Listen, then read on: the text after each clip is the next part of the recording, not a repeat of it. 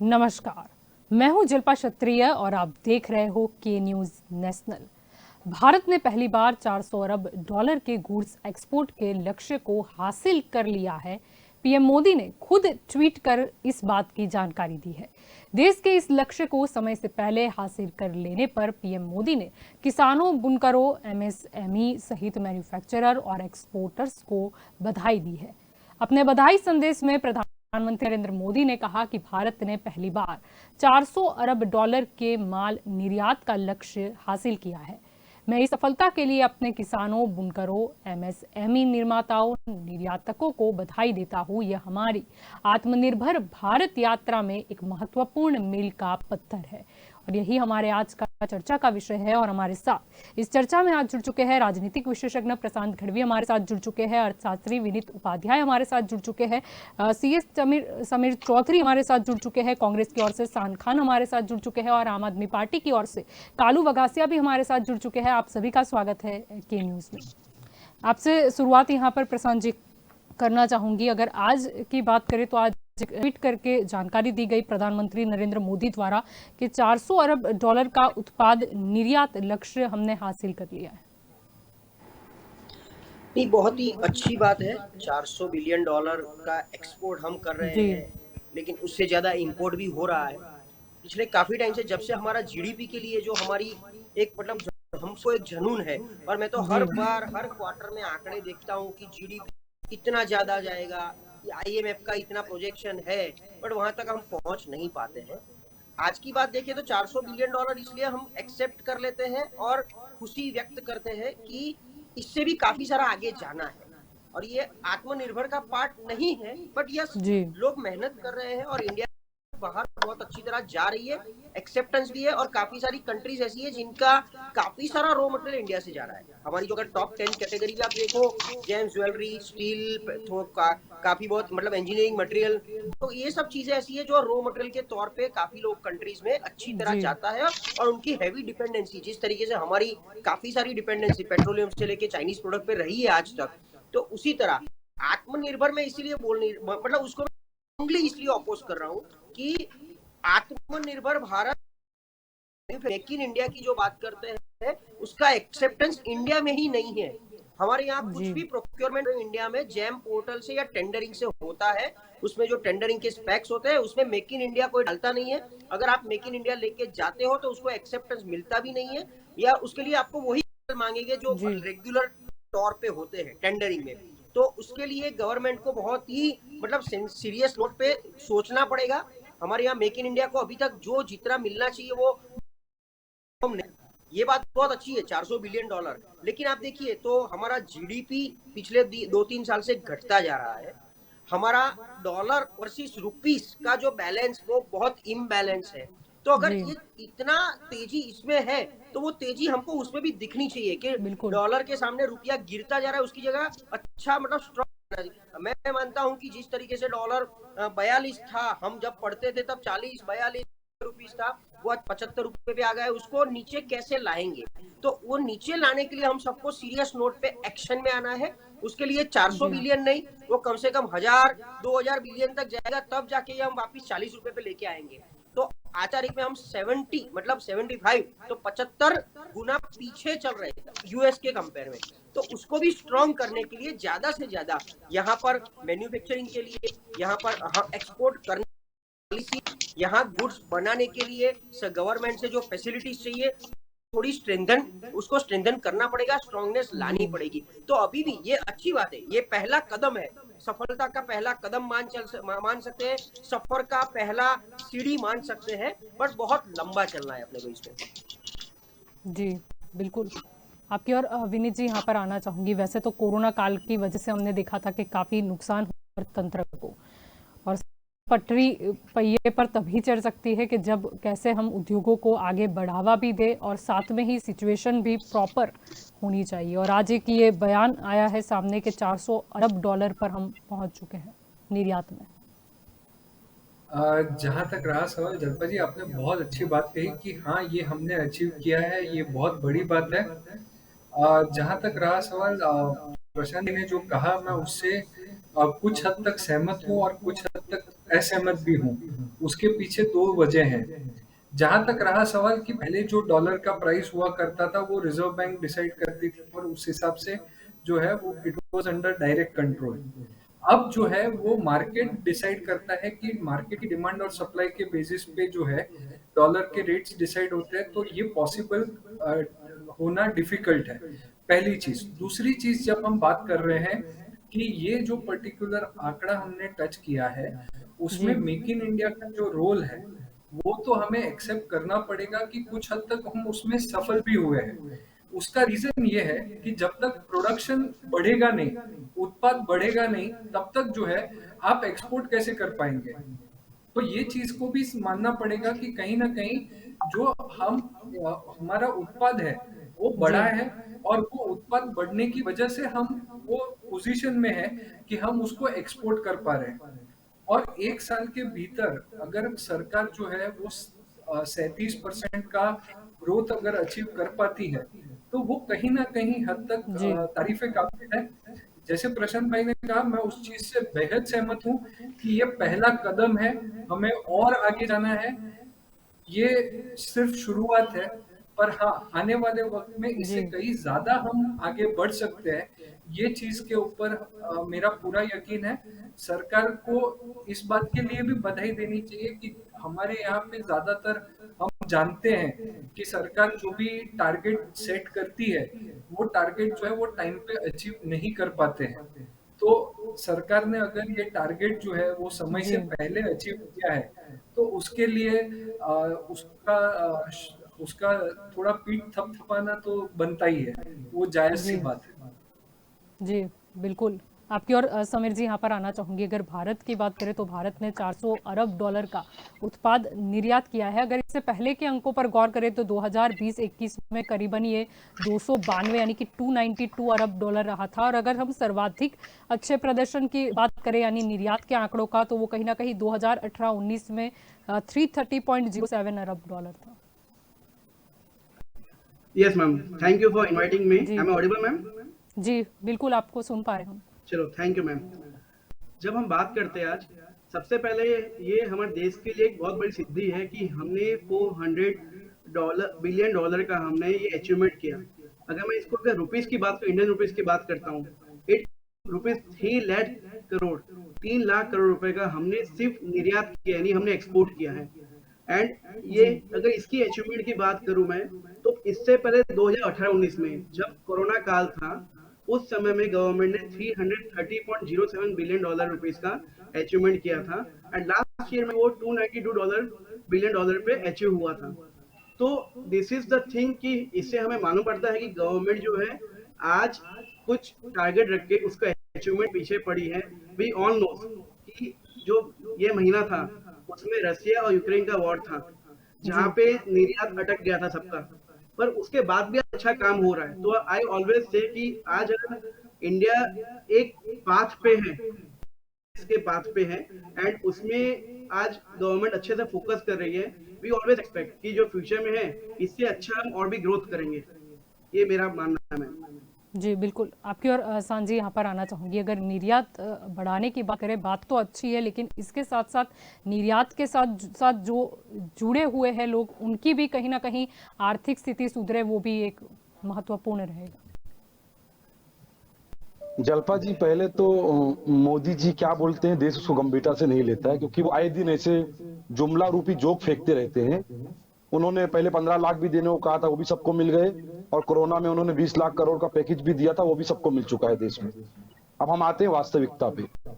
ये 4 लाख जो आप 400 बिलियन जी डॉलर के जो निर्यात की बात कर रहे हो, उसके जी सामने हमें आयात भी देखने की आवश्यकता है।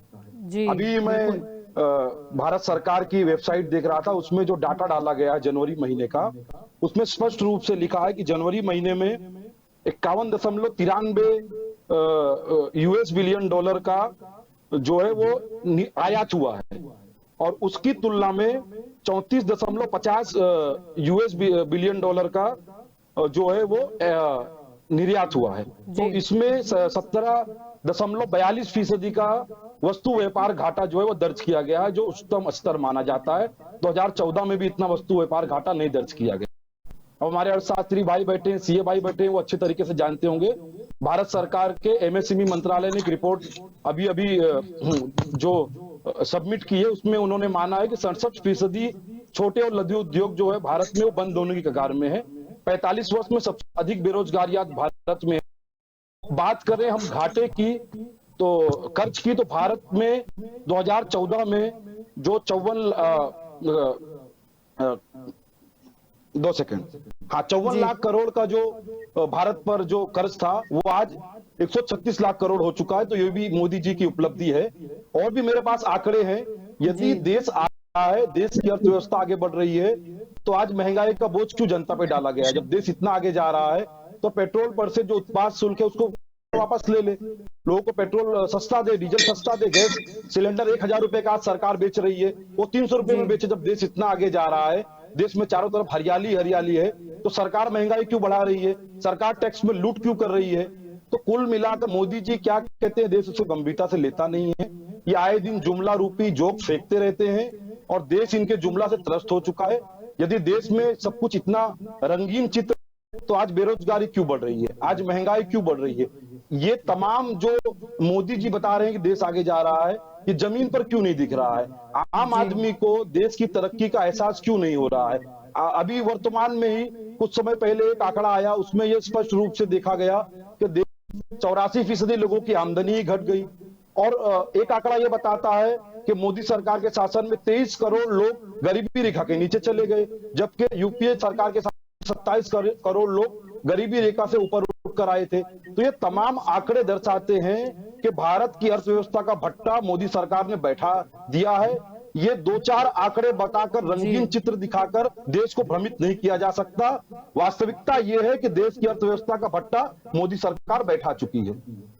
जी कालू जी, आपके और यहाँ पर आना चाहूंगी। अगर शायद यहाँ पर अगर हम निर्यात की बात कर रहे हैं, तो कुछ पॉलिसी भी बनानी जरूरी है, क्योंकि ये आंकड़ा उतना भी काफी नहीं है। हमने जो सपना देखा गुरु बनने का, देखिए जो एक्सपोर्ट बढ़ा है उसकी क्रेडिट अगर मोदी जी और उस सरकार ले रही है, तो जो इंपोर्ट बढ़ा है उसका भी कहीं ना कहीं क्रेडिट लेना चाहिए, क्योंकि इंपोर्ट इतना बढ़ गया है। और हालात ये है आज जलपा जी कि हमारे जो लघु उद्योग है इंडिया के अंदर, एमएसएमई सेक्टर, वो बिल्कुल क्रैश हो गया है और शटडाउन होने लगा है। उसकी वजह से काफी अनएम्प्लॉयमेंट हुआ है। रीजन ये है कि जो हम इंपोर्ट कर रहे हैं तो महंगा आ रहा है, लेकिन जहां हमारा एक्सपोर्ट हो रहा है, जो हम कुछ भी मैन्युफैक्चर करके एक्सपोर्ट करने का प्रयत्न करते हैं, उसका जो रॉ मटेरियल है वो आज 100 से 200 गुना महंगा हो गया है। तो जो मीडियम स्केल इंडस्ट्री है उसकी कमर तोड़ दी है इस महंगाई की वजह से। तो इसके पर भी फोकस करना चाहिए। क्यों छोटी छोटी इंडस्ट्री बंद हो रही है? क्योंकि हम इतना सारा इंपोर्ट कर रहे हैं और उसका जो प्राइसेस है वो काफी बढ़ गया है, तो कॉप अप नहीं कर पा रहे इंडस्ट्री। तो ये भी एक देखना पड़ेगा। दूसरी बात है कि आप चाइना के साथ क्या कर रहे हो? चाइना से आप $100 बिलियन का ट्रेड कर रहे हो। जो चाइना आपके जमीन के अंदर घुस जाता है, आपके 20 सैनिक को शहीद कर देता है, उसके साथ आप व्यापार कर रहे हो। तो कहीं ना कहीं आपकी भी तो मजबूरी है। आज America, India has to focus on mostly on technology, क्योंकि टेक्नोलॉजी हम मोस्टली यूएस और अदर कंट्रीज पर डिपेंड करते हैं, तो उस पर भी फोकस करना चाहिए। खाली आप एक्सपोर्ट के जो पिक्चर है उसको दिखा के आप वाहवाही नहीं लूट सकते। आप इंडिया के अंदर जो भीतर में प्रॉब्लम है, क्राइसिस को, उसको भी एड्रेस करना पड़ेगा। अब हालात यह है कि सारा जो छोटी इंडस्ट्री है उसके हाथ में रॉ मटेरियल आता ही नहीं है। आता है तो हायर प्राइसेस में आता है, तो कैसे चलेगी? और आपको भी मालूम है कि जो मीडियम और स्मॉल स्केल इंडस्ट्री है वो काफी भारी मात्रा में आज तक एम्प्लॉयमेंट देती आ रही है, जो कि भी, तो डेफिनेटली अनएम्प्लॉयमेंट बढ़ेगा ही बढ़ेगा इंडिया में। और नरेंद्र मोदी सबका आभार मानते हैं, किसानों का भी आभार मानते हैं। इस एक्सपोर्ट में उसने भी पार्टिसिपेट किया है। तो मैं मोदी जी को ये भी कहता हूं कि अगर किसानों का सही में इसमें रोल है, तो अननोन सोल्जर है, हम सब मानते हैं इसके पीछे। तो अननोन सोल्जर्स जो किसान है उसके लिए आप एमएसपी की गारंटी दे दो ना। इतना भी तो कंट्रीब्यूट कर रहे हैं हमारी इकोनॉमी के लिए एक्सपोर्ट में। तो आप एमएसपी गारंटी का लो है वो खेडूतों किसानों को दे दीजिए। आप क्यों रोक रहे हो? इतना सारा अगर उसका कंट्रीब्यूशन है तो आप खाली धन्यवाद किसानों का सकते, उसके लिए आपको कुछ करना भी पड़ेगा, पॉलिसी भी बनानी पड़ेगी। आप खुद स्वीकारते हो एक तरफ से कि किसान और किसानी का बड़ा रोल होता है, एक्सपोर्ट बढ़ता है, इकोनॉमी मजबूत होती है। दूसरी तरफ आप जो किसान जिसके लिए आंदोलन अब तक किया, उसके लिए आपने कुछ जो एमएसपी की मांग है उसके लिए आप कुछ नहीं करते, तो दोनों तरफ से बात नहीं बनती। ये नरेंद्र मोदी जी को फोकस करना चाहिए। हालांकि होता है इंडिया में, हमारे यहाँ सरकार जो भारतीय जनता पार्टी के क्रेडिट सब बात की लेती है, जब उसको रिस्पॉन्सिबिलिटी लेना होता है कोई गलत बात की तो नहीं लेती, तो ये भी उसको एड्रेस करना चाहिए।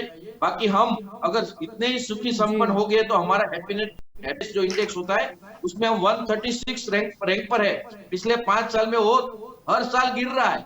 हमारे से तो आगे पाकिस्तान है 121 रैंक पर। तो वो देखने के बात है, एड्रेस करना। एक्सपोर्ट बढ़ने से हाँ आप हैप्पी नहीं हो जाते, हर एक आदमी खुश नहीं होता। एक्सपोर्ट इसलिए बढ़ता है कि वो रकम में दिखता है, आंकड़े में दिखता है। आप जो रॉ मटेरियल लाते हो उसके भी तो आंकड़े देखिए, उसमें 200 गुना मुनाफा बढ़ोतरी हो गई है, तो मार्जिन नहीं है। और इसका रिजल्ट ये है कि करंट अकाउंट में हम लैग कर रहे हैं, जो हमारा फिस्कल डिफिसिट है उसमें हम लैग कर रहे हैं, क्योंकि उतना जो रॉ मटेरियल है उसकी महंगाई बढ़ रही है, उसको भी मेंटेन करना पड़ेगा, तब जाके हम लूट सकते हैं। आज इतना बड़ा हेडलाइंस बनाया मोदी जी ने, लेकिन उसका जमीनी लेवल पर किसी को, मुझे नहीं लगता कि इतना बड़ा फायदा हो रहा है। जी, आपकी और प्रशांत जी यहाँ पर आना चाहूंगी। अगर कुछ दिनों पहले की बात करें तो पीयूष गोयल ने भी ये कहा था कि भारत अब बंद और सुरक्षात्मक होने का जोखिम नहीं उठा सकता है, हमें घरेलू बाजारों को खोलना होगा। और उन्होंने ये भी कहा था कि अगर हम $5 ट्रिलियन अर्थव्यवस्था बनाना चाहते हैं तो वस्तु और सेवाओं के हमारे निर्यात को कम से कम $1 ट्रिलियन करना होगा। डेफिनेटली रेशियो 5 ट्रिलियन की बात है, आज हम 2 है, और वो तो 2024 तक पहुंचने की बात है, 25 तक। तो जो बोल रहे हैं कि आज की तारीख में हम की पहला कदम है, तो आज जाके हम पहले कदम सर कर पाए हैं, तो कैसे पहुंचेंगे ट्रिलियन का लिक्विडिटी। आप समझिए कि उसके लिए बिजनेस का ट्रेड बढ़ना चाहिए, जो हमारा एक्सपोर्ट है वो बढ़ना चाहिए, इंपोर्ट कम होना चाहिए। और वो इंपोर्ट कम तभी होगा जब हम इंडिया में, जो हम मेक इन इंडिया की जो बात कर रहे हैं, तब यहाँ पर मतलब मैक्सिमम चीजें यहाँ ही लोकल बने। जो लोकल वोकल फॉर लोकल की जो बात हो रही है, उस लोकल चीज बना, वो इंडस्ट्रीज को, वो सेक्टर को यहाँ पर मोटिवेशन मिलना चाहिए। वो मोटिवेशन शायद कहीं ना कहीं दिख रहा है, या तो कहीं जो ग्राउंड पे होना चाहिए वो नहीं है। लोग ऊपर से बिजनेस में भी डाइवर्सिफिकेशन आ रहे हैं, और जो चीज इजीली अवेलेबल है बाहर से, वो बना के मैन्युफैक्चरिंग की कॉस्ट बढ़ा के, मैन पावर की कॉस्ट बढ़ा के, ये हम क्यों करें जहां मुझे जाता है, बाहर से हम ऑर्डर कर सकते हैं तो हो जाता है। तो वो मोटिवेशन, क्योंकि हमारे यहाँ हर एक चीज का लेजिस्लेशन है, तो लेबर लॉ से लेके, प्रोडक्शन से लेके, उसका ट्रेड फैक्टर से लेके, जैसे फेरा फेमा पॉलिसी है, सीए साहब है उसके ऊपर ज्यादा फोकस करेंगे। तो वो फेरा फेमा के ऊपर हमारे यहाँ ट्रेड मिलना बेनिफिट्स नहीं है। जीएसटी आने के बाद मुझे लग रहा है कहीं ना कहीं ये जीएसटी का पूरा जो साइकिल है वो जो खत्म हो रहा है, वो पूरा साइकिल घूमने में मतलब ये जो ट्रेडर्स है उनको बहुत ही परेशानी आ रही है। लेकिन ये जो सोच है 5 ट्रिलियन के लिए हर एक सेक्टर को ऊर्जा देना, हर एक सेक्टर को बूस्ट करना, वो लेवल पे गवर्नमेंट पे जो रोड पे इम्प्लीमेंटेशन होनी चाहिए। जो हम बोल रहे हैं ना कि जमीनी स्तर पे कुछ नहीं है, वहां पर जो कैच है उसको कैसे आप लोगों को। यहाँ तो हम देख रहे हैं कि पिछले 2 साल कोरोना आ गया, बीच में और कुछ आ गया, जब इलेक्शन आ जाते हैं तो कहीं ना कहीं मतलब बिजनेस बहुत ही ठप है। बिजनेस के लिए लोग बिजनेस बंद करके जॉब शुरू कर रहे हैं, कोई जॉब ढूंढ रहा है या अभी फॉरेन का सोच रहा है। जो यहाँ पर छोटा मोटा रिटेलर्स है वो रिटेल बिजनेस बंद करके बोल रहा है मैं फॉरेन जाके सेट हो जाऊं क्या। ये सब पूरा साइकिल में कहीं ना कहीं कैच कैसे, मतलब business is the first and foremost priority of any government, it should be, क्योंकि वही चलाएंगे। इंडस्ट्री और बिजनेस ही देश को बड़ा करेगी, देश को आगे का पार्ट है, वही मनी का पार्ट है। बाकी बिजनेस बढ़ेगा तो ही नौकरी मिलेगी, बिजनेस बढ़ेगा तो ही लिक्विडिटी बढ़ेगी, बिजनेस बढ़ेगा तो ही हम देश को चला पाएंगे और टैक्स आएगा। तो वो पूरा एक कंप्लीट रोड मैप। अभी क्या है, सब देखो एकदम ऐसी वे पे चल रहा है, जिसको जो मर्जी आता है वो करता है। इंफ्रास्ट्रक्चर के नाम पे हम बहुत ही कहीं ना कहीं हमारा मैक्सिमम फंडिंग इंफ्रास्ट्रक्चर के नाम पे कहीं जाता है। उसकी जगह हम देखो कोरोना में हम एक टाइम हमने टेक्सटाइल के ऊपर जीएसटी की बात की थी, 12% to 5%, 5 to 12%। तो उसी तरह मैं क्लियरली मानता हूं कि गवर्नमेंट हर एक सेक्टर के साथ, या तो चैम्बर ऑफ कॉमर्स के साथ जो बैठना चाहिए वो नहीं बैठता है, चैम्बर ऑफ कॉमर्स उसकी इंडस्ट्रीज के साथ नहीं बैठता है। मैं तो यहाँ तक बोलता हूँ, अपफ्रंट बोलता हूँ आपके मीडिया के माध्यम से, कि गुजरात चैम्बर ऑफ कॉमर्स किसी की जरूरत ही नहीं है, बंद कर देना चाहिए, क्योंकि वहां पर 70% लोग बीजेपी का खेस धारण करके बैठे हैं। देखिए हम सब यहाँ न्यूट्रल है, मैं शान जी को और कालू भाई को बीच में लेता ही नहीं हूँ, लेकिन हम जो यहाँ के इंटेलेक्चुअल सेक्टर वर्ग से आते हैं, जिसको हम सबकी चिंता, ये लोग पॉलिटिक्स करेंगे, आप मेरा बुरा मत मानना शान और कालू भाई, लेकिन आपको अगर सरकार के साथ काम हाथ मिलाना है तो आप ऐसे भी मिला सकते हो, जरूरी नहीं है कि आपको सरकार के पक्ष में बैठना है। पूरा चैम्बर ऑफ कॉमर्स बीजेपी के होद्देदार बन के बैठे हुए हैं, वो उनकी इंडस्ट्री को क्या समझेंगे, उनको तो सिर्फ ऊपर से आई इंस्ट्रक्शन को फॉलो कर लिए बोल रहा है, सरकार ये कर रही है वो कर रही है। अरे भाई आपने जीसीसीआई मेरे को बता दे कि आपने कितने पूरी इंडस्ट्रीज के साथ बैठक की, कितने उनके पेन एरिया लिए और कितनी आज तक रजुआ की है, कितनी सरकार के पास जाके आवेदन पत्र दिया है कि मेरे ये सेक्टर को ये प्रॉब्लम, ये उनके पास भी उनका डेटा नहीं है, वो सिर्फ ग्लोरीफाइड इवेंट मैनेजमेंट बन चुकी है चैम्बर ऑफ कॉमर्स। तो ऐसा ही धीरे धीरे गुजरात से आप देखोगे तो इंडिया स्तर पे ये हो चुका है। जब तक ये चैम्बर ऑफ कॉमर्स और इंडस्ट्री ये सपोर्ट नहीं करेगी इंडस्ट्री को, तब तक सरकार को कैसे पता चलेगा कि उनको क्या पेन है, क्या चाहिए, सरकार को क्या करना है। अगर बिल भी है कि मुझे इंडस्ट्रीज को बढ़ाना है, बट सरकार को पता ही नहीं है इंडस्ट्री को क्या चाहिए, क्योंकि वो जो बैठे हैं वो एक बड़ा लेयर बना के बैठे हैं और वो लेयर एक ही काम करती है, सरकार की। भाई इसकी मैं बहुत ही कड़े शब्दों में आलोचना करता हूं, क्योंकि वो सबका पेन मैं जानता हूं, वो लोग हमको के मिलते हैं, आप हमको ले जाओ, हमको सरकार को रजूआत करनी है। अरे भैया चैम्बर ऑफ कॉमर्स आपके लिए बना है।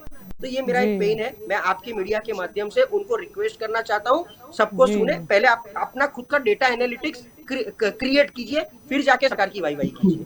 जी बिल्कुल ठीक कहा आपकी। और विनीत जी यहाँ पर आना चाहूंगी, क्योंकि पोस्ट के साथ में ना सिर्फ ट्वीट किया गया, कुछ पोस्टर भी शेयर किए गए जिसमें बताया भी गया कि ये जो वित्त वर्ष के समाप्त होने से के 9 दिन पहले ये जो लक्ष्य हासिल किया है वो किस वजह से किए गया, जिसमें 3 फैक्टर बताए गए, जिसमें था कि राज्य क्लोजर इंटरेक्शन के सरकार के अप्रोच, एक्सपोर्टर्स के साथ क्लोजर इंटरेक्शन और उनकी शिकायतों पर त्वरित एक्शन तथा एक्सपोर्ट प्रमोशन काउंसिल व इंडस्ट्री एसोसिएशन समेत अन्य संबंधी पक्षों को एक्टिवली इंगेज करना, ये कारण बताया गया। ये लक्ष्य क्यों हासिल हुआ, उसमें 3 फैक्टर बताए गए।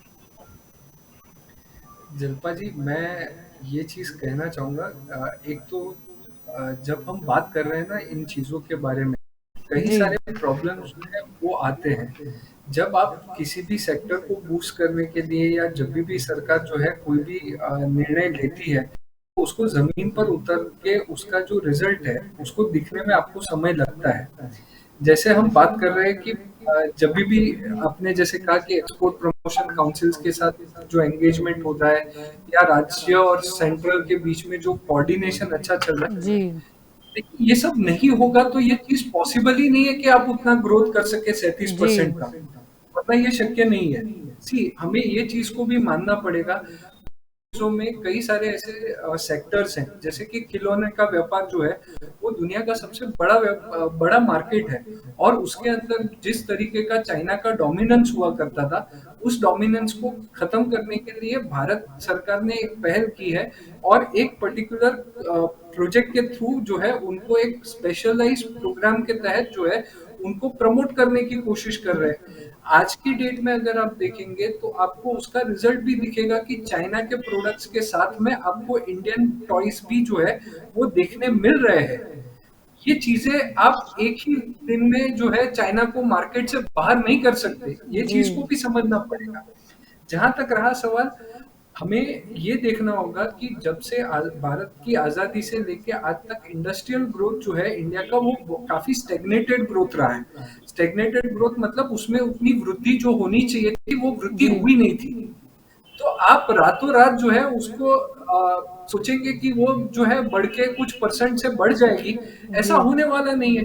एक इंडस्ट्री जो है हमारे संसद में एक सभ्य थे, उन्होंने इस चीज के बारे में मेक इन इंडिया के बारे में बात करते वक्त ये चीज कही थी संसद में कि भाई सरकार को 9 महीने हुए, ये हुआ वो हुआ, अरे बच्चा हुआ और पैदा होते ही क्या आप उसकी शादी करा देंगे क्या? ये चीज को भी समझना पड़ेगा कि हम जब बात कर रहे हैं इन चीजों को जमीन पे उतर के आपको उसका जो रिजल्ट मिले, हम उसको पेशेंस या धैर्य के साथ नहीं करेंगे, आगे बढ़ेंगे तो उसका डिफिकल्टी भी फेस करनी पड़ेगी।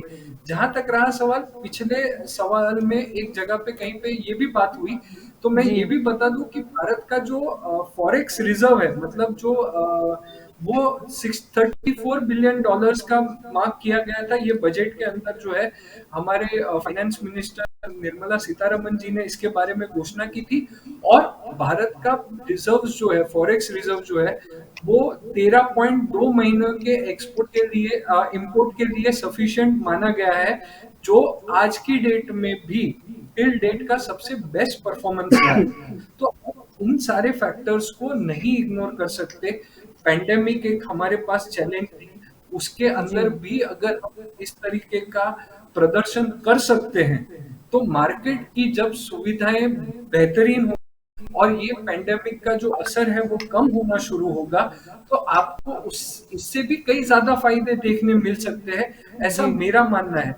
मैं यहाँ पे कोई पॉलिटिक्स की बात नहीं कर रहा हूँ, मुझे ना कोई सरकार से कोई मिल रही है चीजें। जी मैं जो है वो आंकड़ों के आधार पे आपके साथ जो है ये पॉइंट रख रहा हूँ। बेरोजगारी का मुद्दा जो है, उसके पीछे सिर्फ और एक ही फैक्टर जो है वो रिस्पॉन्सिबल नहीं है, उसके पीछे आपकी पॉपुलेशन और बहुत सारे फैक्टर्स जो होते हैं वो जवाबदार होते हैं। तो डायरेक्टली उन चीजों को सिर्फ एक साथ कनेक्ट कर देना, वो चीज गलत होगी। और मैं एक छोटा सा करेक्शन जो है कालू भाई ने कहा उसके अंदर करना चाहूंगा, कि सर ने कहा था कि फिस्कल डेफिसिट वो अलग विषय है, और आपने करंट अकाउंट डेफिसिट की बात की थी, वो अलग विषय है। दोनों को मर्ज करेंगे तो उसमें गड़बड़ होगी, क्योंकि फिस्कल डेफिसिट का जो विषय था वो ये है कि सरकार जो है जितना इनकम उसकी होती है और जितना खर्चा वो लोगों करती है, टोटल गवर्नमेंट का खर्चा और उसकी आय, उसको माइनस करने के बाद जो है हमें मिलता है। और करंट अकाउंट का डेफिसिट जो है वो ये है कि जहां पे आपका कितना एक्सपोर्ट हुआ और आपने कितना इंपोर्ट किया, उसका जो पर्टिकुलर जो होता है वो डेफिसिट जो है वो करंट अकाउंट का डेफिसिट है। ये एक करेक्शन मैं सिर्फ व्यूअर्स की जानकारी के लिए जी देना चाहता हूँ। जी बिल्कुल। समीर जी, आपके और यहाँ पर आना चाहूँगी। एक और कैलकुलेशन जो दिखाया गया, शेयर किए गए थे कुछ पोस्टर, जिसमें दिखाया गया कि हर महीने 33 बिलियन डॉलर हम निर्यात कर रहे हैं। अगर हर दिन की बात कर ले तो देश करीब 1 बिलियन डॉलर की निर्यात कर रहा है, और साथ ही हर घंटे का भी कुछ अंक रखे गए जो करीबन थे 46 मिलियन। बिल्कुल मैम, बिल्कुल सही है ma'am. There are always two side of a coin. जैसे विनीत जी ने बहुत सही बताया कि जी बहुत बार जब आम इंसान होता है वो बातों में उलझ जाता है। जैसे उन्होंने एग्जांपल दिया फिस्कल डेफिसिट का, करंट डेफिसिट का, जिसका उन्होंने एक्सप्लेनेशन बहुत सही दिया। बीइंग जी इकोनॉमिस्ट में एक्सपेक्ट यही कर रहा था कि सर आप उसको अच्छे से एक्सप्लेन कर, आपने से बहुत अच्छे से किया। कहीं प्रशांत जी ने भी कुछ पॉइंट्स कहे, बट जी there are always a two side of coin. जब मैं एक्सपोर्ट जी की बात करता हूँ, एक्सपोर्ट में उसका बढ़ा हुआ तो ऑब्वियसली से गवर्नमेंट के लिए फायदा है, उसके लिए हम जी सबके लिए फायदा है, बिकॉज फॉरेन रिजर्व इंडिया का बढ़ रहा है उसके हिसाब से। जी बट जब हम एक्सपोर्ट करते हैं तो जो मेरा लोकल में जो बिजनेस कर रहा हूँ उससे महंगे में वहां पे बिकता है। We all know that thing. अगर कोई चीज मैं इंडिया में अगर 100 में बेचता हूँ तो एक्सपोर्ट में पॉसिबल इसको मैं 120 में भी बेच सकता हूँ, 150 में बेच सकता हूँ, 200 में बेच सकता हूँ। आज एक सिंपल एग्जांपल दूं मैं, हम जो नीम जी का दातुन यूज करते हैं, जो यहाँ पे उसकी कोई कीमत ही नहीं है इंडिया में, आज एक गांव वाला भी एक नीम का दातुन यूज कर सकता है जिसकी कीमत 2 रुपए या 5 रुपए से ऊपर नहीं होती है। आज अगर आप Amazon.com में देखोगे जो यूके में बिक रहा है, उसका लोग $50 $100 भी देते हैं। तो दिस इज द डिफरेंस जी in everything that we know. In the same way मैं अगर मैं लोकल की बात करूं, उन्होंने गवर्नमेंट ने बहुत लोका लिखा है जी कि लोकल गोज ग्लोबल। जी local goes global is a very perfect thing, but what about India के अंदर की बात है। आज मैं कहीं भी बीइंग अ सीए, बहुत से क्लाइंट है मेरे, सब कुछ है, आज हर जी एक का एक ही बात कहना है कि आज रॉ मटेरियल की वैल्यू हर रोज चेंज हो रही है। इवन दे डजंट नो कि वैल्यू क्या रहेगी क्या नहीं रहेगी। हमें ऑब्वियसली हम बाहर तो अपना काम कर ही रहे हैं, तो जी इंडिया में एक वर्ड है ईज ऑफ डूइंग बिजनेस। अगर मैं बिजनेस करूंगा तो सबसे पहले मुझे बिजनेस इजी करने की जरूरत है, जो एमएसएमई के लिए या कोई भी बिजनेस उसके लिए अच्छा होना चाहिए। जी गवर्नमेंट की कहीं मुझे दिखती है कि वहां पे एक फोकस करना चाहिए। I am not related to any political party, पर जी आज अगर हम इंसान की बात करूं मैं, कि जो जी भी लोकल मैन्युफैक्चर एसएमई प्रोडक्ट्स हैं वो है एंड वी ऑल नोस कि इंडिया में इतनी एक खूबी है, हमारे पास एक इतना पावर है, हम अगर चाहे तो हम कुछ भी कर सकते हैं। एंड इवन ये लोहा आज पूरे विश्व के लोगों ने माना है। We have check that thing, even Russia and Ukraine हमने देखा कि वहां से अपने विद्यार्थी को भी लेके आ गए वापस, जो हर एक कंट्री नहीं कर पाई। एंड उसके अलावा ये चीज है कि अगर हम थोड़ा फोकस करेंगे हमारे लोकल मार्केट के लिए भी, तो वो आज देश के लिए और भी फायदामंद होगा। यही मुझे से कहना था मैम, थैंक यू। जी बिल्कुल। आपकी और सांझी यहाँ पर आना चाहूंगी। अगर हम हमारे देश का जिक्र कर रहे हैं तो कहीं ना कहीं कृषि प्रधान ये शब्द का प्रयोग किया जाता है। अगर सही में हम कृषि प्रधान बनाने की ओर आगे बढ़े तो कितना फायदा निर्यात में? जल्पा जी, निश्चित रूप से किसान जो है वो देश की रीढ़ की हड्डी है और हम कृषि प्रधान देश में रहते हैं। हमारे दो अर्थशास्त्री सीए भाई और अर्थशास्त्री भाई हैं, वो बेहतर तरीके से अर्थव्यवस्था को समझते होंगे और मैं कोई अर्थशास्त्री नहीं हूं, परंतु अभी ताजा आंकड़े में बता दूं कि भारत का जो विदेशी मुद्रा भंडार है उसमें कमी आई है, वर्तमान के जो आंकड़े हैं। और आप आयात और निर्यात की बात जहां तक कर रहे हो तो मैं एक आम आदमी हूं, लोगों से मिलता हूं। भाजपा के भी कुछ उद्योगपति मित्र मेरे साथ बैठते हैं, कुछ और भी जो गैर राजनीतिक उद्योगपति है वो भी बैठते हैं। वो कहते हैं स्थिति बहुत खराब है व्यापार की, पर क्या कहें, हम कुछ बोलेंगे तो ईडी और सीबीआई हमारे दरवाजे पर आ जाएगी। और जैसे हमारे विशेषज्ञ भाई ने बताया कि चैंबर्स ऑफ कॉमर्स तो पूरा भाजपा की एक मंडली बन चुकी है, वहां बैठ के सरकार की कैसी चाटुकारिता कर सकते हैं और कैसे झूठे आंकड़े बताकर, कैसे चित्र, सुनहरे चित्र दिखाकर जनता को भ्रमित कर सकते हैं, वही सारा काम चल रहा है। और बाकी जमीन पे क्या सच्चाई है, बेरोजगारी को लेकर देश में क्या स्थिति है, किसी से छुपा हुआ नहीं है। महंगाई को लेकर क्या स्थिति है, किसी से छुपा हुआ नहीं है। सरकार के ही आंकड़े बता रहे हैं कि देश में भुखमरी बढ़ रही है। खुशहाली के मामले में देश श्रीलंका, पाकिस्तान और बांग्लादेश से भी पीछे है। और तमाम आंकड़े, चाहे वैश्विक आंकड़े हों चाहे वो देश के आंकड़े हों, ये तमाम आंकड़े चीख चीख कर बता रहे हैं कि देश की अर्थव्यवस्था का भट्टा बैठ चुका है। परंतु सरकार में बैठे लोग तो अब ये स्वीकार नहीं कर लेंगे कि हम देश की अर्थव्यवस्था को बर्बाद कर रहे हैं। वो तो कुछ ना कुछ झूठ बोलेंगे और उनके छोड़े हुए कुछ कह लें कि भाई पत्रकार कह लो या उनके जो चाटुकार है वो भी कहेंगे कि क्या बात है सांझी, गोदी मीडिया भी इस देश में काम करता है ना। अब आप जैसे पत्रकार तो हर टीवी पे नहीं है ना जल्पा जी। आप जितनी ईमानदारी से काम करते हैं या कुछ लोग जितनी ईमानदारी से बोलते हैं देश में, उतनी ईमानदारी से हर व्यक्ति तो नहीं काम कर रहा है ना देश में। तो बहुत सारे लोग ऐसे भी हैं जो सरकार, जिनका काम ही है सरकार की चाटुकारिता करना, भी नहीं होते। सही बात है आपकी। हाँ, वही मैं बोल रहा हूँ ना कि जितने ईमानदारी से लोग कुछ लोग काम करे उतने सब नहीं करते ना, क्योंकि ईडी और सीबीआई है वो घर पर आ जाती है, दरवाजा ठकठका देती है। तो तमाम आंकड़े, मैंने पहले भी बताया, तमाम आंकड़े, बार बार आंकड़े दोहराने का कोई अर्थ नहीं है। तमाम आंकड़े बताते हैं कि मोदी जी ने इस देश में एक माया जाल बुना हुआ है और उनके साथ बहुत सारे उनके संसाधन है जो देश में एक सुनहरा और रंगीन चित्र दिखाते हैं कि देश में सब कुछ ठीक है, सब चंगा सी। परंतु आंकड़े सब बयान करते हैं, वास्तविकता सब बयान करते हैं। देश में आज आम आदमी, गरीब आदमी, उसका चूल्हा दूबर हो गया है। आए दिन महंगाई बढ़ती है, आए दिन बेरोजगारी बढ़ती है, लोग आत्महत्या कर रहे हैं रोजगार नहीं मिलने के कारण। शिक्षित बेरोजगार अपनी डिग्रियां लेके सरकार से गुहार लगा रहे हैं। अगर देश में सब कुछ अच्छा चल रहा है, देश में बड़े अच्छे तरीके से प्रगति हो रही है, तो ये उद्योग जो देश में लग रहे हैं, तो रिपोर्ट क्यों आ रही कि जो लघु उद्योग है और जो मंझोले उद्योग हैं, जो छोटे उद्योग हैं, वो खत्म हो रहे हैं। तो ये आंकड़े बताते हैं कि देश में कुछ अच्छा नहीं चल रहा है, परंतु कुछ लोगों की मजबूरी है कि वो ये चीजें स्वीकार नहीं कर सकते और बोल नहीं सकते। मैं उनके साथ खड़ा हूं, मैं उनके संवेदना को समझ सकता हूं, उनकी मजबूरी को भी समझ सकता हूं। तो कुल मिला के मेरा यही कहना है कि मोदी जी तो, जैसे मैंने भी कहा कि आए दिन वो जुमला रूपी जोक फेंकते रहते हैं, तो हंसो और एंजॉय करो, और वास्तविकता जाननी है तो आंकड़े पढ़ो। आपके और कालू जी यहाँ पर आना चाहूंगी, क्योंकि हम निर्यात के मुद्दे पर आज बात कर रहे हैं। वैसे तो चाहे तो यह आंकड़ा काफी अधिक भी हो सकता है, लेकिन कुछ चेंजेस उसके लिए करना जरूरी है, चाहे हम इंफ्रास्ट्रक्चर की बात कर ले या फिर कुछ पॉलिसीज की बात कर ले। देखिए, हम मेनली जो सेमीकंडक्टर्स है, ऐसी काफी सारी चीजें हैं, उसके हमारे यहाँ मैन्युफैक्चर नहीं होते, अदर कंट्रीज पर डिपेंडेंसी ज्यादा है, तो उसके दिशा में काम करना चाहिए। और दूसरी बात ये है, जो प्रशांत जी बात कर रहे थे, तो चैम्बर्स में होता क्या है, चैम्बर्स इसलिए बनाए जाते हैं, चैम्बर्स ऑफ कॉमर्स कोई भी राज्य या शहर के अंदर, कि वो पर्टिकुलर बिजनेस कैटेगरी होती है उसके लिए वो उसके जो प्रश्न होते हैं उसको सरकार के सामने प्रेजेंट करे और उसकी जो पेन पॉइंट होता है उसको सॉल्व करे।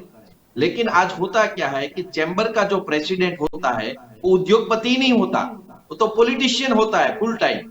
उसको चैम्बर का प्रेसिडेंट बनाए जाते हैं और वो मंडली बैठ के क्या डिसाइड करती है, जब उसका डेलीगेशन दिल्ली जब सरकार केंद्र सरकार के साथ मिलने जाते हैं, डायलॉग्स करने जाते हैं, तो जैसे मैं आपको एग्जांपल देता हूँ, सूरत से एक टेक्सटाइल का डेलीगेशन गया था हमारे कपड़ा मंत्री को मिलने के लिए रिसेंटली, तो उसमें 10-12 फेसेस दिख रहे थे फोटोग्राफ में। उसमें ये 5 फेसेस ऐसे हैं जो टेक्सटाइल बिजनेस से जुड़े ही नहीं थे, वो तो चैम्बर में ऐसे ही कुर्सी लगाकर बैठ गए थे। तो ऐसा अनफॉर्चुनेटली हमारे यहाँ होता है, इसलिए जो पर्टिकुलर इंडस्ट्री का क्वेश्चन है, प्रश्न है, उसका जो पेन पॉइंट है वो सॉल्व नहीं होता और सरकार को भी उसकी भनक नहीं लगती कि पर्टिकुलर इंडस्ट्री में क्या क्या चैलेंजेस है। दूसरी बात है कि जो हम साधारण सा अगर हमको फार्मा बिजनेस करना है और कोई मैन्युफैक्चरिंग बिजनेस करना है तो कितने सारे सर्टिफिकेट चाहिए अलग अलग डिपार्टमेंट के इंडिया में। नगर निगम का चाहिए, कॉर्पोरेशन उसका चाहिए, उसके अगर आगे जाकर आपको स्टेट गवर्नमेंट का चाहिए, सेंट्रल गवर्नमेंट का चाहिए, उसके भी इंपोर्ट एक्सपोर्ट के लाइसेंसेस चाहिए। तो हमारे यहाँ काफी सारी बात होती है सिंगल विंडो से काम हो सके, लेकिन आज की तारीख में भी ऐसा नहीं होता। आप अहमदाबाद कॉर्पोरेशन के अंदर अगर छोटा सा दुकान भी खोलोगे, कुछ मैन्युफैक्चरिंग का छोटा उद्योग भी खोलोगे, कॉर्पोरेशन के अंदर जाके आपको वहां पे गुमास्ता निकालना, प्रोफेशनल टैक्स का लाइसेंस निकालना, काफी सारी चीजें निकालनी पड़ती है और उसका भी अलग अलग विंडोज होता है। तो बहुत ही चैलेंजेस है। जब बड़ा बिजनेस स्टार्ट होता है तो आपको भी मालूम है, मुझे भी मालूम है, इंडिया में घूसखोर के बिना काम नहीं होता, छोटा मोटा रिश्वत देना ही पड़ता है, अदरवाइज आपका बिजनेस चालू होने से पहले ही आपको डीमोरलाइज कर दिया जाता है, धक्के यहां से जाओ वहां से जाओ। तो इंडिया में पॉलिसी बदलनी चाहिए। हालांकि मोदी जी बात बार बार करते हैं कि हम सिंगल विंडो क्लियरेंस सिस्टम लाएंगे, आप गिफ्ट सिटी में अपना धंधा चलो, व्यापार चालू कर दो, वहां पे कहीं पर भी जाना नहीं पड़ेगा, वो एक जगह पर सब होगा। ये बातें होती है, आपको भी और मुझे भी मालूम है गिफ्ट सिटी के अंदर कितनी सारी स्पेसेस खाली है, क्योंकि जितना वो बोल रहे हैं या पॉलिसी है वो लागू नहीं हो रही है जमीन लेवल पर। आज छोटा सा बिजनेस करने के लिए भी इतने सारे सर्टिफिकेट चाहिए होते, इतने सारे ऑफिस में धक्के लगते और सारी प्रोसीजर टाइम कंज्यूमिंग है। तो आज 2 करोड़ का इन्वेस्टमेंट करके अगर आदमी सब सर्टिफिकेट निकालने जाए तो 2 महीने तक वो सर्टिफिकेट उसके हाथ में नहीं आते, उसको क्लियरेंस नहीं मिलता। तो 2 करोड़ रुपया लगा के बिजनेस में 2 महीना अगर वेट करना है तो आदमी तो ऐसे ही मर जाएगा ब्याज भर भर के। तो टोटल मिला के परिस्थिति है कि एक बिजनेस फ्रेंडली एनवायरनमेंट हम आज भी खड़ा नहीं कर पाए। कांग्रेस की भी सरकारें थी, भाजपा की भी थी, लेकिन टोटल मिला के आज सामान्य आदमी को जो इतना पढ़ा लिखा नहीं है, उसका लॉस नहीं जानता, उसको कंसल्टेंट हायर करना पड़ता है। जो सीए साहब है, इकोनॉमिस्ट कंसल्टेंट, वो हायर करना पड़ता है, उसकी गाइडेंस लेनी पड़ती है और उसको भी बड़ी फीस देनी पड़ती है, तब जाके उसका महीना 2 महीने में सेटअप बनता है। तो ये बहुत ही एक हमारे सरकार को सोचना चाहिए इस दिशा में। स्टेट गवर्नमेंट हो, चालू कोई सिटी का कॉर्पोरेशन हो या तो सेंट्रल गवर्नमेंट हो, इसको सोचना चाहिए। क्योंकि आज मैं सूरत कॉर्पोरेशन की बात करूं तो एक छोटा सा बिजनेस स्टार्ट करने के लिए जो डॉक्यूमेंट वो मांगते हैं और उसकी जो प्रोसीजर इतनी कॉम्प्लिकेटेड है, पढ़ा लिखा इंसान भी नहीं जान सकता। क्योंकि वो बोलते हैं कि आपको सेल्फ परचेज के बिल चाहिए, अगर आपको वहां शॉप एस्टेब्लिशमेंट का लाइसेंस चाहिए या प्रोफेशनल टैक्स का वो लाइसेंस चाहिए होता है, तो बोलते हैं कि आपको सेल्फ परचेज के बिल चाहिए। अगर एक बंदा नया बिजनेस चालू कर रहा है तो सेल्स का बिल कहां से लाएगा? वो लाइसेंस लेगा, गुमास्ता लेगा प्रोफेशनल टैक्स का, उसके पास कुछ लाइसेंस आएगा तब करंट अकाउंट उसका खोलेगा। क्योंकि आज इंडिया की काफी सारी बैंक है जो प्रोप्राइटरशिप या पार्टनरशिप में ये डॉक्यूमेंट मांगती है, तो वो डॉक्यूमेंट तो तब आएंगे ना जब वो डॉक्यूमेंट मिलेगा गवर्नमेंट से। लेकिन वो गवर्नमेंट वाला बोल रहा है जो ऑफिसर कि आप पहले जाके सेल्फ परचेज के बिल लाओ। तो मुझे जितना पता है 90% लोग फेक बिल बनाते और वो फेक एक्सेप्ट भी कर लेते हैं, चलो लाओ जो भी है, उसको खाली काम करना है।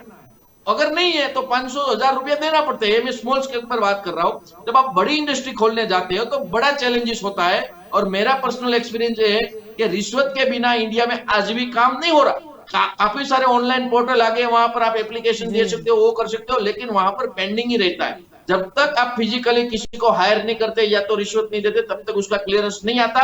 चाहे वो पोल्यूशन डिपार्टमेंट हो, कोई भी डिपार्टमेंट आप ले लो, कहीं पर भी कोई भी इंडस्ट्री चालू करो, तो वहां पर आपको रिश्वत देनी पड़ती है, नहीं तो आपका डिले होता है। जब पैसा लगाकर आप बैठे और डॉक्यूमेंट्स आने में डिले होता है तो एक तरफ का वो लॉस ही होता है। तो कोई भी आदमी है वो सोचता है कि 2 लाख देने से अगर 2 करोड़ का ब्याज बच जाता है तो दे देता है, और वही इंस्पायर करता है। आज पढ़ा लिखा एजुकेटेड इंसान भी फंस जाता है और उसको रिश्वत देनी पड़ती है या बड़ा कंसल्टेंट हायर करना पड़ता है अपने सब क्लियरेंस लाने के लिए। तो ये एक बहुत चैलेंज है। विदेशों में ऐसा नहीं है, वहां पर हकीकत में सिंगल विंडो क्लियरेंस। आप डायमंड की फैक्ट्री लगा लो या कोई फार्मास्यूटिकल कंपनी लगा लो, एक जगह पर जाके आपका सारे डॉक्यूमेंट हो जाते हैं और आपको क्लियरेंस मिलता है विद इन टाइम फ्रेम। और इंडिया में मेन बात है कि कोई भी डॉक्यूमेंट आप बिजनेस एस्टेब्लिश करने के लिए जाओ तो उसका कोई टाइम फ्रेम ही नहीं है, कितने दिन में हो मिल सकता है, उसका कोई लिमिट ही नहीं है। तो ये बात सारे लोगों को, मतलब गवर्नमेंट में जो भी पॉलिसी मेकर है उसको सोचनी चाहिए और उसको बिजनेस फ्रेंडली बनाना चाहिए ताकि इन्वेस्टर जो है उसको चैलेंजेस कम आए। जी जी शांत जी, आप कुछ कहना चाह रहे हैं? जी जल्पा जी, मैं कालू भाई की बात में कुछ बातें जोड़ना चाहता हूँ। जी कोई भाई अभी शायद विनीत भाई बता रहे थे कि मोदी जी ने चीन के जो खिलौना उद्योग है उसको बर्बाद करने के लिए कोई योजना, उनके खिलौना उद्योग को ये बर्बाद करना चाहते हैं।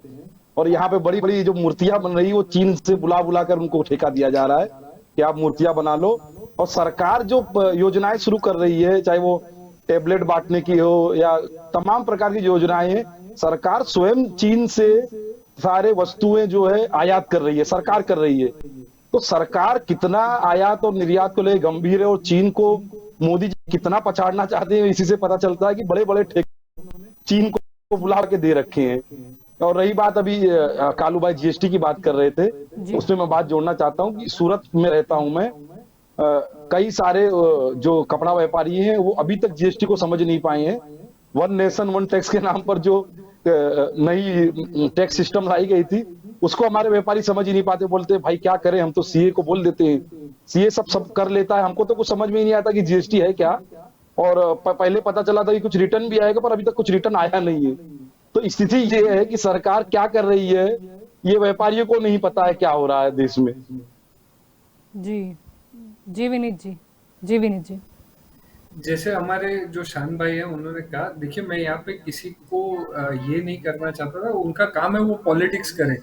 मैं जहाँ तक जानता हूँ नोएडा के अंदर जो है वो एक स्पेसिफिक कॉरिडोर बनाया गया है जिसके तहत जो है मैन्युफैक्चरिंग सेक्टर को बढ़ावा देना है। मैं यहाँ पे किसी भी तल्ख टिप्पणी को करने के लिए नहीं बैठा था। और जहाँ तक रहा सवाल, हम जो है जो भी हमारे सामने आंकड़े आते हैं, जो भी हमारे सामने जो सिचुएशन होती है उसके ऊपर से हम हमारा जो विश्लेषण होता है वो करते हैं। जी जो जहां तक रहा सवाल कि सिंगल विंडो क्लियरेंस, तो वो आज की डेट में अगर आप देखेंगे तो एफडीआई के लिए ये पर्टिकुलर सुविधा की गई है। और ये सुविधा के अंदर जो है सिंगल विंडो क्लियरेंस देने की वजह से ही आपका ईज ऑफ डूइंग बिजनेस के अंदर जो रैंकिंग भारत की थी वो 140 के ऊपर हुआ करती थी, उसको नीचे लाकर 80 की पोजीशन तक लाया गया है। ये पॉसिबल हो सका है, वो इसी पॉलिसी की वजह से हो सका है। जहां तक रहा सवाल कि जो भी हम बात कर रहे हैं, कई सारे ऐसे पोर्टल्स हैं जैसे कि एक्सपोर्ट और इंपोर्ट का बिजनेस करने के लिए अगर आपको जो है नंबर चाहिए रहता है, एक्सपोर्ट इंपोर्ट नंबर जिसको कहा जाता है, वो नंबर को हासिल करने के लिए आपको ऑनलाइन पोर्टल पे जाके एप्लीकेशन करनी रहती है और जो सर्टेन पीरियड जो उसका दिया गया है उसके अंदर आपका नंबर जो है वो अलॉट कर दिया जाता है और उसके सारी एनालिसिस जो है वो हो जाती है। तो मैं ये चीज नहीं कहता कि कहीं पे कुछ खामियां नहीं होती रहेंगी। बिजनेस की डिफिकल्टीज अपनी अपनी होती है और वो ये हकीकत होती है। पर जब हम ये बात कर रहे हैं कि एक सेवा की तरफ जब हम आगे बढ़ रहे हैं, हमें वो चीज को मानना पड़ेगा कि हाँ ये चीज में जहाँ पे हर जगह पे हम सरकार को सिर्फ गालियां देना है तो वो तो हम आराम से कर सकते हैं। मैं अगर चाहूं तो वो आराम से हो सकता है। जैसे कि वैक्सीनेशन की बात कर ले तो जहां से पॉलिटिक्स हुई थी वहां पे कहा गया था कि हमने परसेंटेज के हिसाब से नंबर्स देखे थे कि इतनी परसेंटेज पॉपुलेशन को हमने दिया। तब आप जो है नंबर को अगर अलग तरीके से देखते तो उस हिसाब से नंबर के हिसाब से इंडिया जो है, भारत जो है वो कई ज्यादा आगे था। तो ये चीजें जो है नंबर कभी कभार जो है वो आपको मिसगाइड भी कर सकते हैं। और यही चीज होती है, जहां पे सहूलियत होती है वहां पे हम जो है परसेंटेज पे चले जाते हैं, जहां पे सहूलियत होती है हम वहां पे चले जाते हैं कि भाई हम जो है टोटल फिगर पे कंसंट्रेट करेंगे, तो इस तरीके से विश्लेषण नहीं होता है। और जहां तक रहा सवाल कि बिजनेस के अंदर ये जो गुमास्ता और बाकी सारी जो चीजें होती हैं वो एक म्युनिसिपल कॉरपोरेशन का हिस्सा है, वो उधर की बात है। जब हम मैक्रो इकोनॉमिक पैरामीटर्स में जब ये चीजों के ऊपर एनालिसिस कर रहे हैं या विश्लेषण कर रहे हैं, तो वहां पे ये चीजों का रोल जो है वो बिजनेस एस्टेब्लिश होने के बाद थोड़ा आगे बढ़ता है, तब जाके कोई विदेश में बिजनेस करना चाहता है। जी तो तब तक तो उसका ये जो सारा प्रोसेस होता है वो कंप्लीट हो चुका है, और उसके बाद वो आगे एक्सपोर्ट के बारे में सोच रहा है। तो हमें इन चीजों को भी समझना पड़ेगा। और शान भाई, माफ कीजिएगा, मैं अगर तल्ख टिप्पणी कर चुका हूं तो मैं माफी भी चाहूंगा। बट मुझे जो लगा वो चीज जो है मैंने आपके सामने रखी। ऐसे कई सारे क्षेत्र हैं जहां पे कई सारा जो मैन्युफैक्चरिंग का प्रोसेस है जी वो लोग दूसरे देशों से यहाँ पे ला रहे हैं। और यही चीज जो है आज इतने सैंक्शंस होने के बावजूद भी, वैश्विक स्तर पे रशिया पे बहुत सारे सैंक्शंस होने के बावजूद भी, भारत क्वाड का मेंबर होने के बावजूद भी हम जो है रशिया के साथ ट्रेड कर पाते हैं। तो ये हमारी विदेश नीति की सफलता की वजह से हो पा रहा है, वरना ये चीज शायद डिफिकल्ट होती है। जी जी शान जी, आप कुछ कह रहे थे। विनीत भाई, मुझे आपकी कोई बात बुरी नहीं लगी है, पर मेरा एक साधारण सा मतलब ये मेरा प्रश्न था कि चीन का खिलौना उद्योग मोदी जी तबाह कर देंगे यहाँ पर खिलौने बनाकर, परंतु यहाँ बड़ी बड़ी जो मूर्तियां बन रही है वो चीन से बनवाएंगे, और जो सरकार टेबलेट बांटेगी वो चीन से आएगी। तो ये कैसे चीन की कमर टूट रही है और कैसे हम अर्थव्यवस्था को आगे ले जा रहे हैं, मेरा ये प्रश्न था। मैंने आपको कहीं से भी आपकी बात को काटा नहीं और क्रिटिसिज्म नहीं किया मैंने आपका। मैंने केवल ये प्रश्न किया कि आपने सरकार की प्रशंसा की चीन का हो या ना हो, पर हमारा कैसे आगे बढ़ेगा, हमें उस बड़ी पर बड़ी फोकस मूर्तियां करना है। सरकार चीन से बनवा रही है वो आपने नहीं बताया। तो दोनों पहलू बताइए ना, आप अर्थशास्त्री है तो दोनों पहलू बताइए ना। कुछ कमियां भी सरकार की होती है, केवल सरकारी खूबियां नहीं होती है। मैं यहाँ पे सिर्फ एक ही चीज ऐड करना चाहूंगा कि शान जी। भाई, अगर आपकी जो भूतपूर्व सरकारें रही हैं भूतकाल में, जो उन्होंने अगर उस बारे में सोचा होता, और जो इंडस्ट्रियल ग्रोथ जो भारत का जो है वो स्टेग्नेटेड रहा इतने सालों तक, अगर उसके ऊपर अगर सही तरीके से काम किया होता, तो आज जो ये मोतियां बनाने का काम है या ये जो टैबलेट बनाने का काम है ना, वो भारत में होता रहता। तो मैं यहाँ पे क्रिटिसिज्म नहीं करना चाहता था, या मैं वो नहीं कहना चाहता था कि, वरना फिर वापस वही हो जाता कि भाई ठीक है, पिछली मुद्दे पर सरकारों ने फोकस काम करते नहीं किया, हैं। उसका ठीकरा फोड़ रहे हैं। जी। तो ये चीज मैं नहीं करना चाहता था, इसलिए मैंने जी। ये मुद्दा जो है जी। वो नहीं बताया। जी, कभी तो शुरुआत करनी होगी और कहीं से तो करनी होगी। आपकी और यहाँ पर आगे बढ़ना चाहूंगी समीर जी, क्योंकि आज का मुद्दा हमारा ये भी है कि हम देश को अर्थतंत्र को मजबूत कैसे बनाएंगे, ये हमारा मुद्दा है। जलपा जी, अगर हम देखें कि मुझे पता है कि यहाँ पे सभी पार्टीज वाले बैठे हैं, तो वो कहीं पे खींचतान होने वाली है, एंड वो नॉर्मल चीज है, we all knows this thing. And कहीं पे जब कोई इकोनॉमी से सीए उसमें मुश्किल होगी, जैसे कालू जी ने कहा था कि हमें सीए को पेमेंट देना पड़ता है या हमें प्रॉफिट ऊपर देने पड़ते हैं। अगर आज जलपा जी मीडिया में बैठे, वहाँ पे वो डायरेक्टर है उस प्रोजेक्ट के, तो उन्होंने उसके लिए बहुत रातें काली की है। आज बिजनेसमैन का काम होता है, एक समझदार बिजनेसमैन क्या सोचता है कि मुझे फोकस मेरे प्रॉफिट कमाने में करना है, बिजनेस में करना है। अगर आज मैं आज के 10 साल पहले की और अभी की बात करूं, मैं 14 की बात भी नहीं करूं जब से मोदी गवर्नमेंट आई है, या आज के 10 साल पहले की बात करूं मैं, तब ऑनलाइन सिस्टम की बात होती नहीं थी। आज हमारे देश में हर चीज ऑनलाइन है। सर ने कहा कि गुमास्ता धारा जो शॉप एंड एस्टेब्लिशमेंट लाइसेंस होता है, प्रॉफिट टैक्स की बात करें, बिकॉज हम तो इसके लिए डील करते हैं। म्यूनसिपैलिटी में मैं नहीं जाता, मैं भी किसी एजेंट से काम करता हूँ। अभी गवर्नमेंट ने पहले ये था, अगर आपको बिजनेस करना होगा, आपके पास प्रोफेशनल टैक्स लाइसेंस, जिसको व्यवसाय ब्यूरो बोलते हैं गुजराती में, एंड आपको गुमास्ता धारा होना चाहिए था। नाउ गवर्नमेंट ने ये नियम निकाला है, एटलीस्ट अहमदाबाद में तो ये है, अगर आपके पास 10 से कम कर्मचारी हैं, आपको गुमास्ता का सर्टिफिकेट नहीं चाहिए, आपको सिर्फ प्रॉफिट टैक्स का सर्टिफिकेट चाहिए। पहले अगर मुझे जीएसटी की बात करूं, तो उससे पहले वैट था, एक्साइज थे, बहुत से लॉ थे, जहां पे बहुत से रिटर्न फाइल करने थे, उसमें व्यापारी को हेडेक बहुत था। आज जीएसटी में गवर्नमेंट बिल्कुल सक्षम नहीं हुई है, मैं आज भी कहता हूँ। 5 साल जीएसटी आने के बाद भी, जैसे शान जी ने कहा कि जीएसटी का था 1 नेशन 1 टैक्स, आज वो बात सही है, पर लॉ बहुत ज्यादा कॉम्प्लेक्स हुआ है, तो कहीं ना कहीं गवर्नमेंट की उसमें भी निष्फलता है। पर आज इंसान अपने घर पे बैठ के सब काम कर रहा है। पहले एक रिटर्न फाइल करने के लिए बाहर जाना पड़ता है, आज गवर्नमेंट ने जितना ऑनलाइन सिस्टम लेके आई है, that is a way of ease of doing business. कहीं ना कहीं सिर्फ गवर्नमेंट के हाथ में नहीं है, हमें भी कुछ बनना पड़ेगा। करप्शन एक वो जड़ से पहुंच चुका है। आजादी 1947 में हुई थी, जी आजादी 2014 या 2012 या 10 में नहीं हुई थी। जी तो वो बिल्कुल। एक चीज को मैं ये कहता हूं कि Rome was not built in a day. Taj Mahal एक दिन में नहीं बना था। आज अगर हमें भी कुछ ऐसा बनाना हो देश को, तो इसको समय लगेगा। हम जी अगर बात करते हैं कंसल्टेंट्स के रिक्वायरमेंट ऑफ बिजनेस की, आज अगर मुझे एक प्रॉपर्टी बिजनेस खोलना हो, कोई जरूरत नहीं कोई भी चीज की, आप नॉर्मल बिजनेस कर सकते हो। जीएसटी लेने की नियम अगर मैं गुजरात की बात करता हूँ, अगर जी सर्विस सेक्टर में बंदा उसको 20 लाख से ऊपर उसको चाहिए। अगर उसका ट्रेडिंग का बिजनेस गुड्स में डील करता है, तो उसको 40 लाख से ऊपर उसको जीएसटी नंबर चाहिए। तो पहले जी जीएसटी की बात ही नहीं आती है। एंड आपको सब ऑनलाइन प्रोसेस करना है। कहीं ना कहीं ऑफिसर की शैतानी होती हुई ऑलमोस्ट की कहीं ना कहीं गवर्नमेंट उसमें मुश्किल में आ जाती है। तो उसके बिना मैं नहीं कहता कि बीजेपी अच्छी है, कांग्रेस अच्छी है, आप अच्छी है, बिकॉज जी हम लोग उसके लिए यहाँ पे डिस्कशन ही नहीं आए। एटलीस्ट मैं बिल्कुल। और विनीत भाई की बात करें तो, but we all knows one thing कि एक एक करके सब समय का काम होगा। आज कोई भी गवर्नमेंट हो, आज पब्लिक को क्या चाहिए जी कि हमें क्या मिल रहा है। एंड अगर मैं वोकल फॉर लोकल की बात करूं, कहीं ना जी कहीं कुछ मुश्किल है। एक्सपोर्ट हो रहा है, बहुत अच्छी बात है, पर गवर्नमेंट को तो दोनों साइड पे फोकस करना चाहिए। तो आज आम जी इंसान भी अच्छे से जी पाएगा। और दोनों काम है, ये नहीं कि मुश्किल नहीं थी, पहले भी मुश्किल थी, आज भी मुश्किल है। अगर जैसे विनीत जी ने कहा कि अगर मैं मुश्किलें ढूंढूंगा तो 100 है, खूबी जी ढूंढूंगा तो 2 है। पर 2 खूबी भी अच्छी हो सकती है, 100 मुश्किलें भी मुश्किल हो सकती है। बट यही है, देश कहीं तो प्रगति कर रहा है। आज हम जी सब मन में जानते हैं ये बात कि जो चीज हमने पहले नहीं सोची थी, आज वो सोच आ रही कहीं ना कहीं, तो वो ग्रोथ कहीं तो है, वो हम जी सबको मानना पड़ेगा। जी थैंक यू।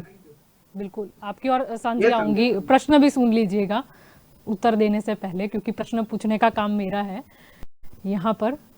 तो प्रश्न ये था सांझी, क्योंकि सिर्फ यहाँ पर केंद्र सरकार की रिस्पॉन्सिबिलिटी नहीं आएगी, क्योंकि हम जानते हैं कि जिस तरीके से लोकशाही हमारा देश से स्टेट वाइज गवर्नमेंट अलग अलग होती है, यानी यहाँ पर मुद्दा आएगा साथ सहकार और संकलन का, यानी कि हर राज्यों का एक दूसरे के साथ संकलन, क्योंकि हर राज्य में कहीं ना कहीं भौगोलिक परिस्थिति अलग है और उस हिसाब से उनके बिजनेस और सब कुछ अलग हो जाता है।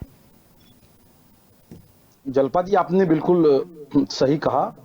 कुछ प्रदेश हमारे आजादी के बाद जो विकासशील प्रदेश थे, जहां पर उद्योग थे पहले से, जैसे गुजरात की बात करें तो गुजरात जी में एक समय पे गुजरात की जो विकास दर थी वो 40% हुआ।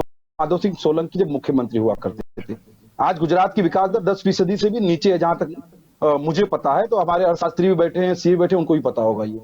तो राज्यों की भी जिम्मेदारी है, अंततः तो हमें इस देश को बनाना है, इस देश के लोगों का जीवन जी स्तर सुधारना है, इस देश के लोगों को रोजगार देना है और सुविधाएं देनी है। और हमारे सीए भाई ने कहा कि कहीं ना कहीं हम प्रगति महसूस कर रहे हैं, बहुत अच्छी बात है, वो प्रगति महसूस कर रहे हैं। पर पता नहीं क्यों आंकड़ों में वो नहीं आ रही प्रगति, और आंकड़े मैं नहीं बनाता, आंकड़े सरकार की ही द्वारा रची एजेंसियां बनाती हैं। जी तो बेरोजगारी की क्या स्थिति है वो भी देश देख रहा है, महंगाई की क्या स्थिति वो भी देश देख रहा है। और एमएसएमई मंत्रालय रिपोर्ट सबमिट किया है कि 67% जो छोटे और लघु उद्योग है वो खत्म होने के कगार पे, आंकड़े नहीं है। तो सरकार स्वयं नहीं मानती है कि देश में कुछ अच्छा चल रहा है, पर परंतु जनता को भ्रमित करने के लिए कुछ ना कुछ सरकार को प्रोपेगेंडा तो करना ही होता है। राजनीति है, जैसे इन्होंने कहा राजनीति चल रही है, ठीक है। तो सरकार कितने मोर्चे पे विफल हुई है ये गिनाने बैठूंगा तो कई घंटे लग जाएंगे।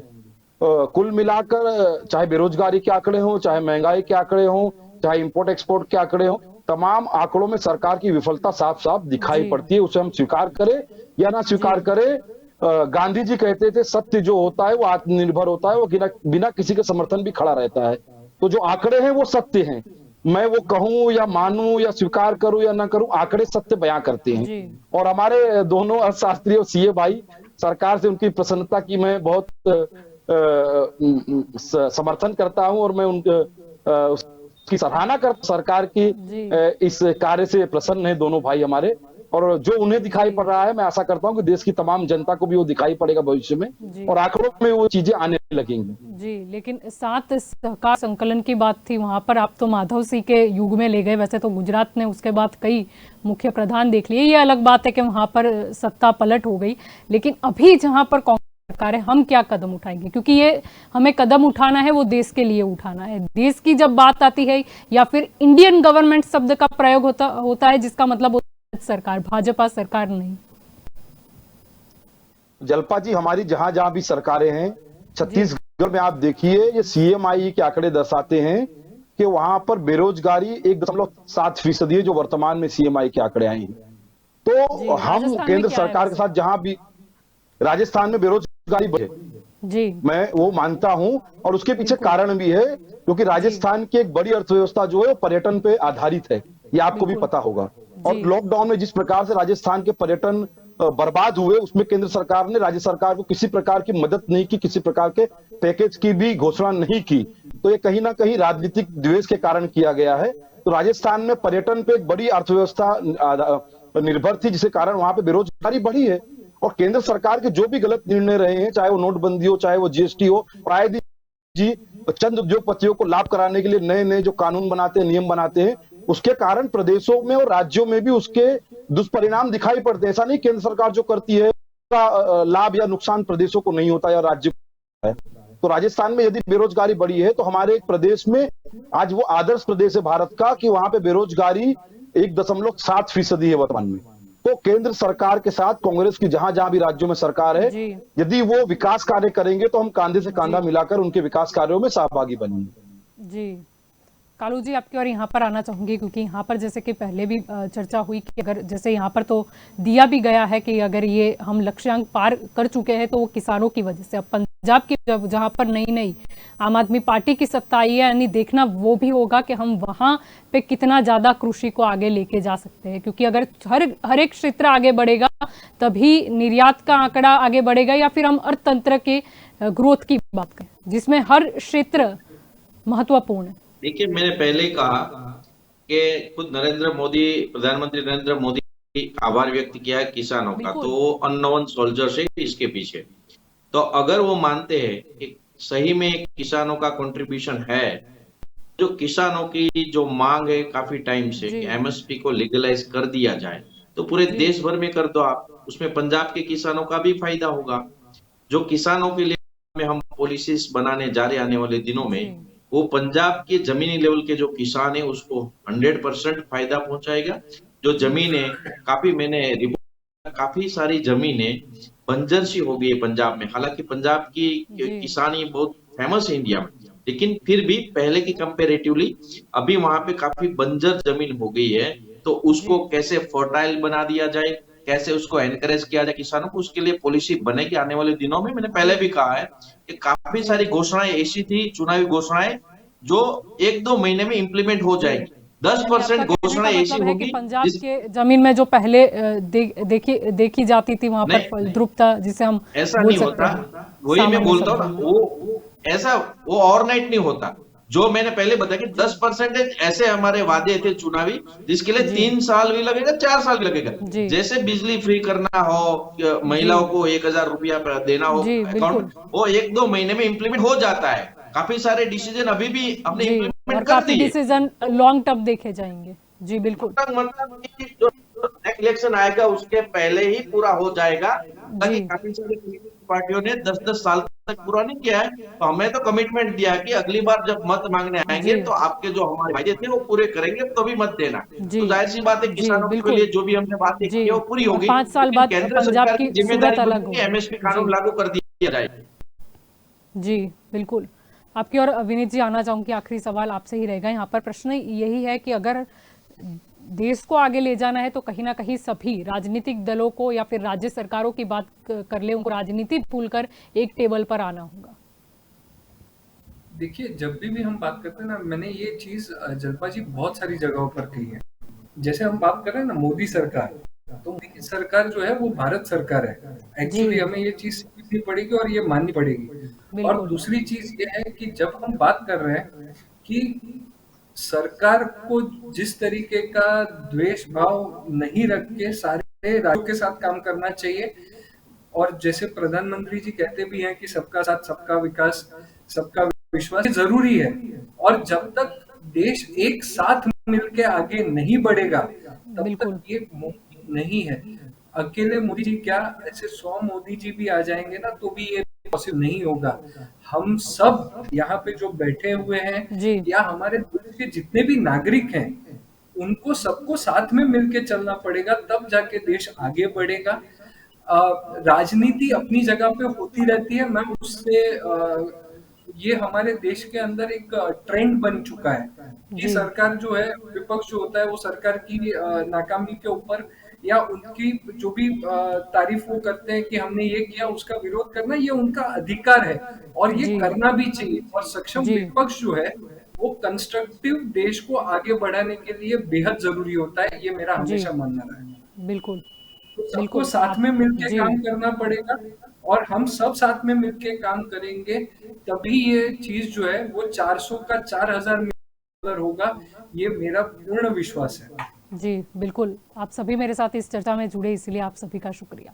तो आज का हमारा मुद्दा था कि जिस तरीके से यहाँ पर एक ट्वीट आया नरेंद्र मोदी का कि आत्मनिर्भर भारत की ओर एक सफलता मिली है। अगर हम उत्पाद निर्यात की बात करें तो कहीं ना कहीं 400 बिलियन डॉलर के लक्ष्य को हासिल कर चुका है। अगर 9 दिन पहले ही ये लक्ष्य को हम पार कर गई, ये बताया गया। अब महत्वपूर्ण इसीलिए भी है क्योंकि अगर हम देश के अर्थतंत्र की बात करते हैं तो अर्थतंत्र अगर मजबूत नहीं होगा तो फिर देश कैसे मजबूत होगा। यहाँ पर एक और बात का जिक्र है, जैसे मैंने कहा कि हमारे देश का बात हो रही है यहाँ पर, तो फिर हर राज्यों की भी बात होगी।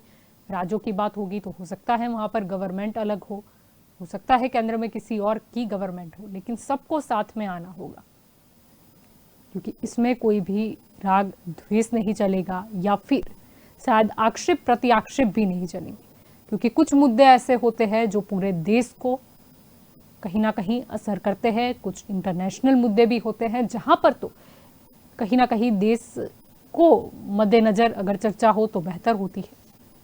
अब आगे देखना ही है। वैसे तो हमने टारगेट रखा ही हुआ है कि हमें विश्व गुरु बनना है, तो इसके लिए सभी लोगों को एकजुट होना होगा, एक डायरेक्शन में आगे बढ़ना होगा। तो दंगल देश का में अभी बस इतना ही। ज्यादा जानकारी के लिए आप जुड़े रहे के न्यूज़ के साथ। नमस्कार।